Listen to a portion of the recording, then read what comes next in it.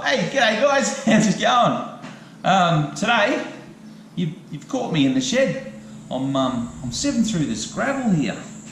About 3 years ago, we went to a little town near Emerald called Rubyvale, and we brought back all this gravel, which they reckon's got gems in it. And yeah, the gems have been sitting in a bucket for 3 years. So I thought, why don't I go through and see if I can find some gems? There's one there. I don't know if they're worth anything, but it's good fun.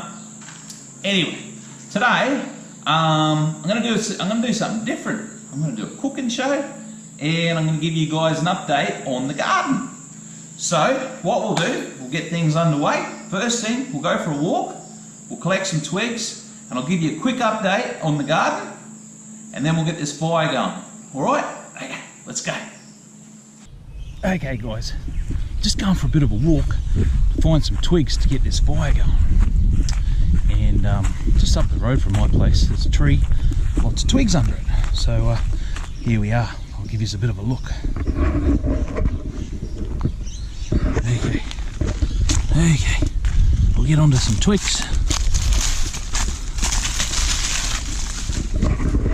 Anyway, I won't bore you with the details. I'll get these twigs and we'll get stuck into this. Alrighty. Okay guys, next part of today's process, we get this fire going, and we'll get all the coals heating up. Probably take a couple of hours because I've got some pretty big wood here, and yeah, we'll get that going, and then we'll go and look at the garden. Okay, here we go.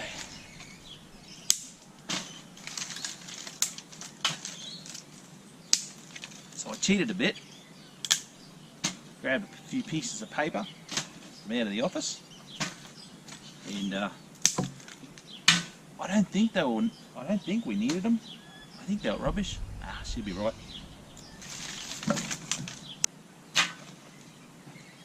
Right, I've lit a few fires in my time, and one thing I've learnt is don't dilly-dally around.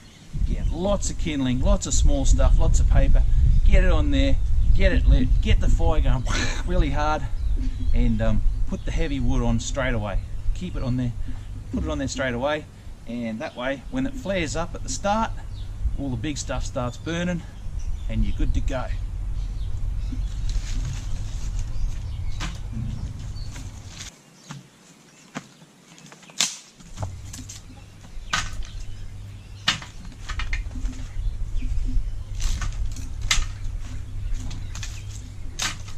Alright, this is the part where we put the big stuff on straight away.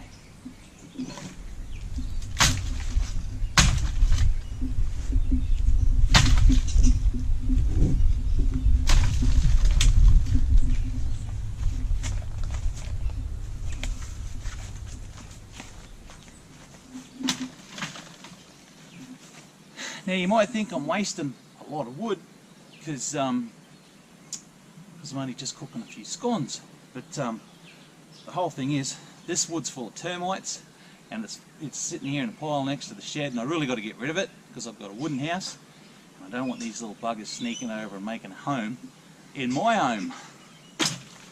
Okay. Alright, let's light this bad boy.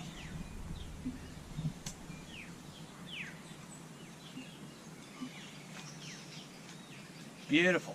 Alright, let's go and have a look at the garden and give this thing a couple of hours to burn down and make some beautiful hot coals for making that damper. Going over to the barbecue pit and let's have a little look. How's it going? Look at that. That's beautiful. See, I put plenty of twigs in there, and when they flare up, the big stuff just starts burning straight away. Good as gold. No mucking around, no waving a big cowboy hat around trying to get some wind on there. She's all good. Oh, and I'll introduce you to Barry. See this fella here? This is Barry. Barry is my take on an Easter Island statue. I always wanted an Easter Island statue, but I couldn't afford one. I thought, what can I do? So anyway, I just got some dirt and some concrete. I think I bought cement powder from Bunnings for like $8. Mixed it up, put it in a box, And Bob's your uncle. I had Barry.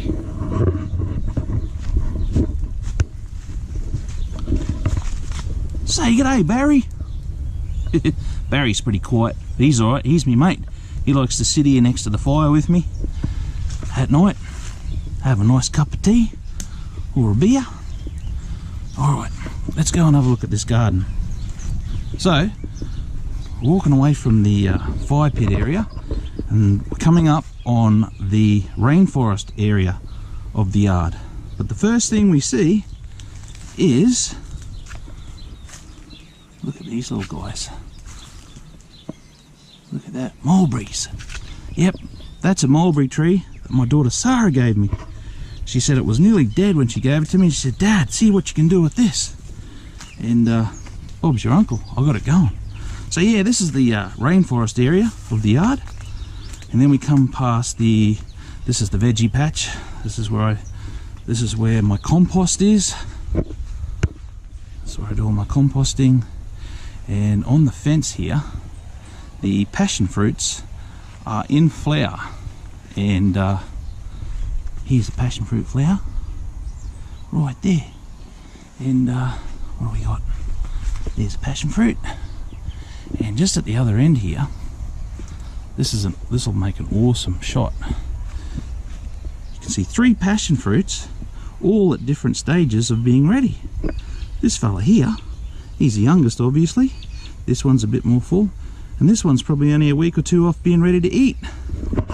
Ooh, I'm excited. I love passion fruit. Alright, quickly, let's get through this. Next thing is the cabbage patch. Now, those cabbages look a bit willy-nilly there, but what I do is I plant the seeds, and then when they get to a little bit bigger than this, where they're too thick, I thin them out, and instead of chucking them over my shoulder, I plant the ones I pull out in a different garden. Okay, now this garden here and this garden here, both beetroot, because I eat stacks of beetroot. I love it.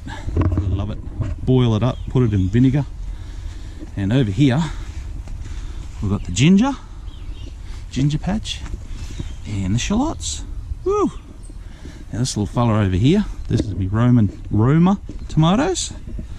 And as you can see, that fella there, he's the first one. He's just about ready to pick. Right, 2 or 3 more days and he'll be good to go. Look at them all. Alright, now we cruise over here. This is more tomatoes. No idea what these tomatoes are called. Bought them at Bunnings, 6 for $3. And then, next to the tomatoes, capsicum.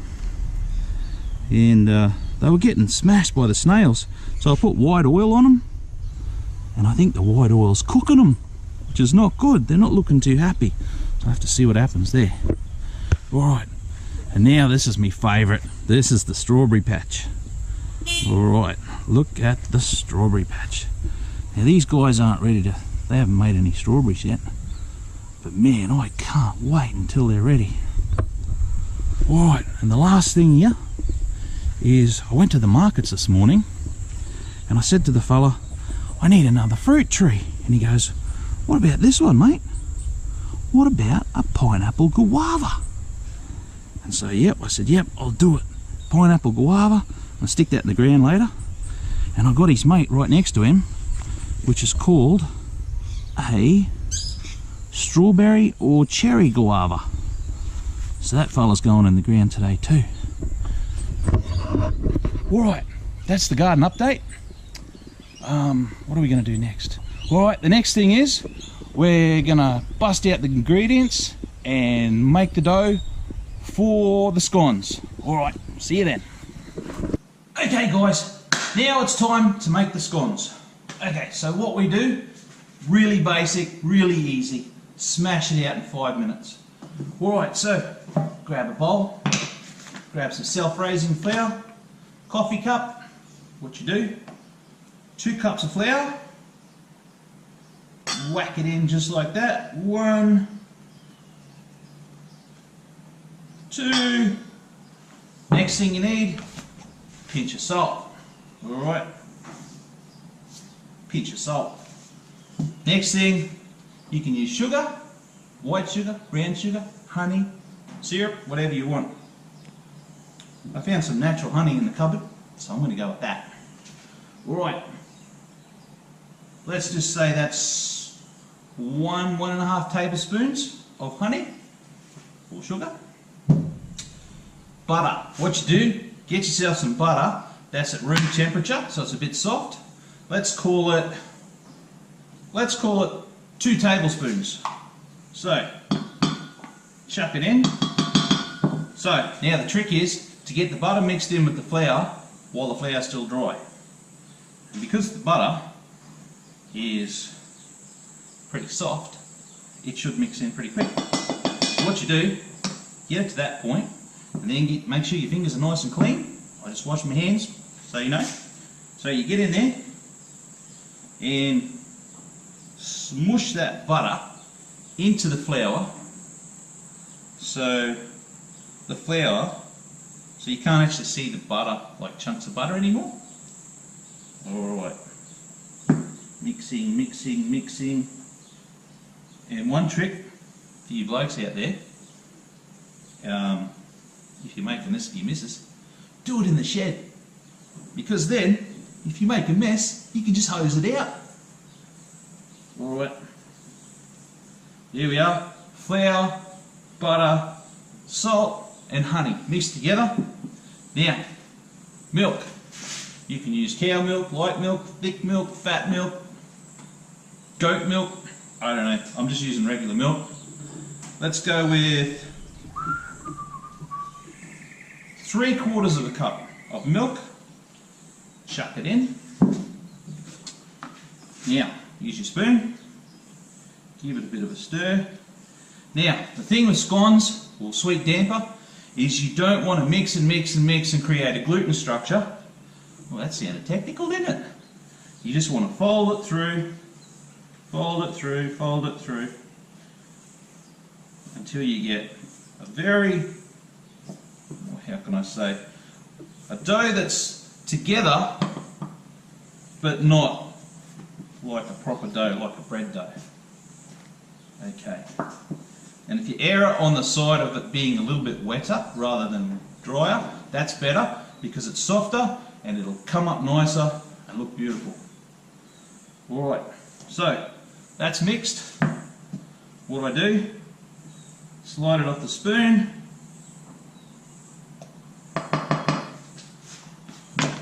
Alright, now whack a bit of flour on your board, just like this. Whack a bit of flour on here and scoop him out. Alright, now I'll show you a little trick for cleaning this out in a sec. So, now you just work it a little bit, like I say, not too much, not too much. You don't want to create a gluten structure. So you just work it a little bit, working, working, working. Now, to clean this out, you just get the dough and rub it around in there. And that means you don't waste the flour. And it's easier when you're washing up. Okay, mould him up a bit, put some flour around. Nothing fancy here. Okay, bit of flour like that, bit of flour here. Now, I haven't got a proper scone cutter, so I just grabbed one of Elisa's little 60mm scoop measuring doodads, and that's what I'm going to use because I only want tiny little scones. Alright, so now, because we're doing it in the camp oven, here's the camp oven. What I've done, made sure it was clean, washed it out, wiped it out with oil, and then you put flour in there. And flour does two things. What it does is it protects the dough from getting burnt in the really hot coals, and it also stops it from sticking to the bottom, so that's cool. And once they're cooked, you can always dust a bit of the flour off the bottom of the scone. Okay, so there's your flour. Get it, wipe it up on the edges, that stops the sticking process.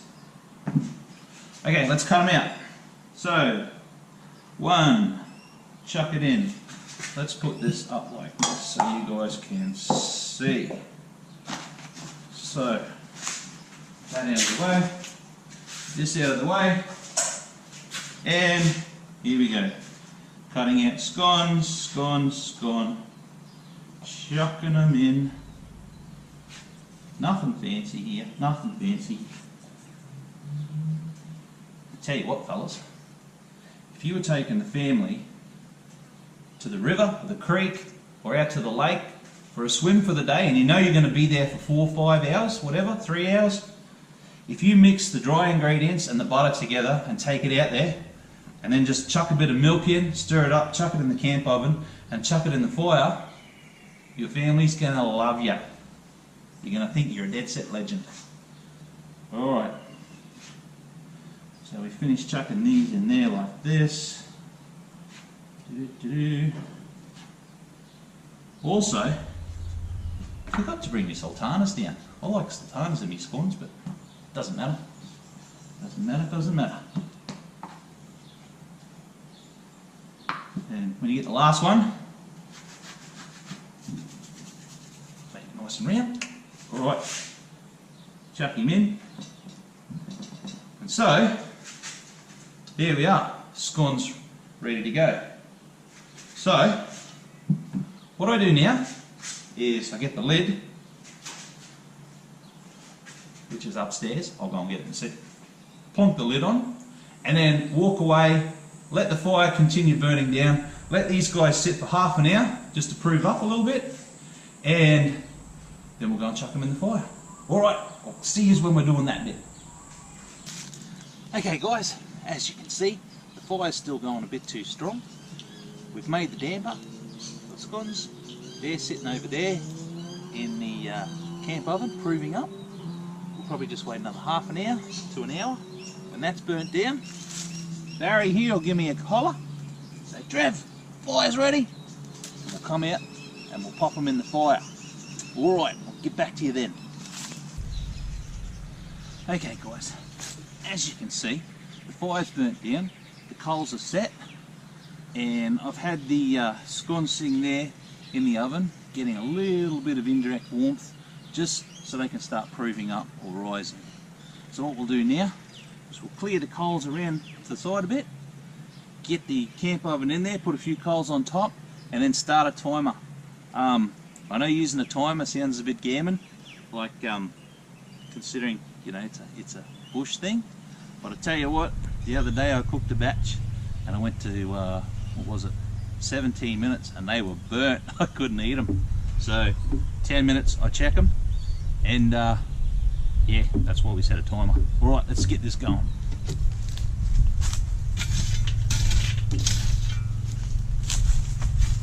So we just moved a few coals to the side. Man, that's hot. Really hot. Not too hot.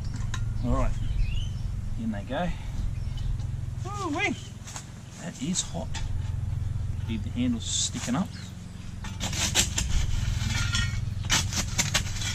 Just dig a few coals up from the side onto the top, just to get heat evenly all around them.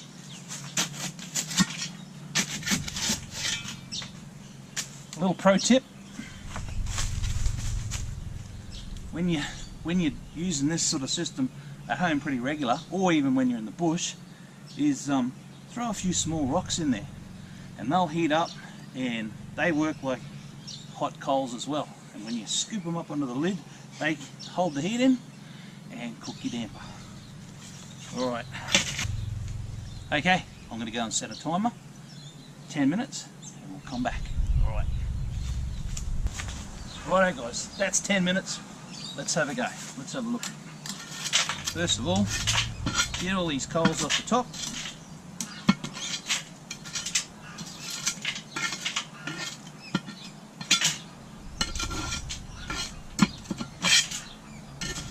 Clear them away pretty good. Pliers.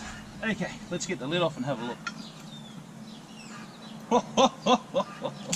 They are ready.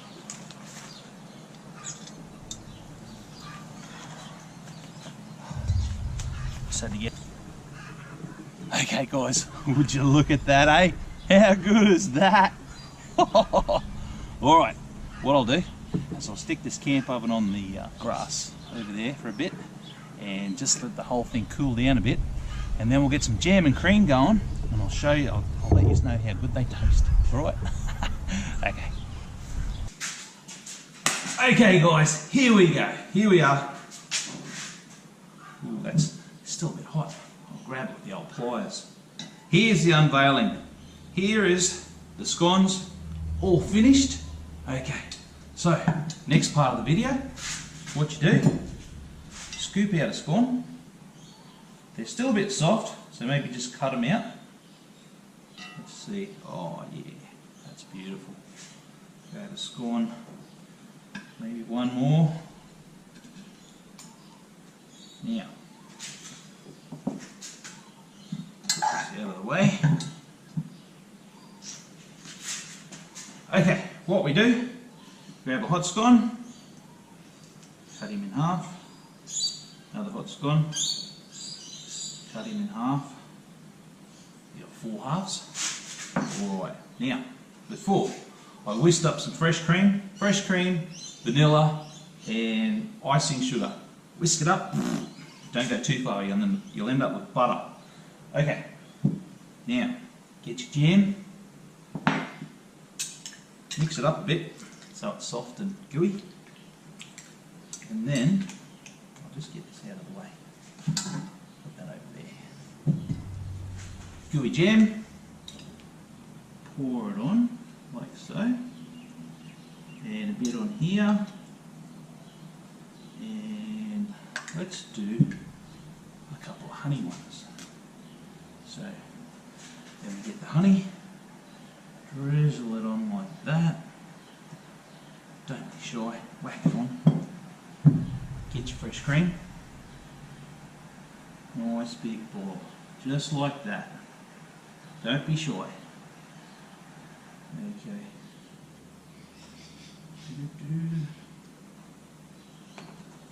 Alright, that is scones with jam and cream, scones with honey and cream, and enjoy. I love it. Woo. I'm going to try one right now. Ooh, it's still hot. Oh, yum. Mmm. Oh my goodness. I don't think I'll eat dinner tonight. I think I'll just fill up on scones. Mmm. Okay guys, that was fun. I really enjoyed that. And these are going to be yummy. I mean, I already know they're yummy. Alright, one more pro tip before I go. Guys, if you make these for your missus, and then she doesn't like going for a ride, you say, hey babe, how about we go for a lovely picnic? Hey? Picnic, that's the way to go. What you do, open up the old pannier, pop a few of these in a Tupperware, grab some little containers of jam and butter, honey, and chuck them in here with a thermos of coffee.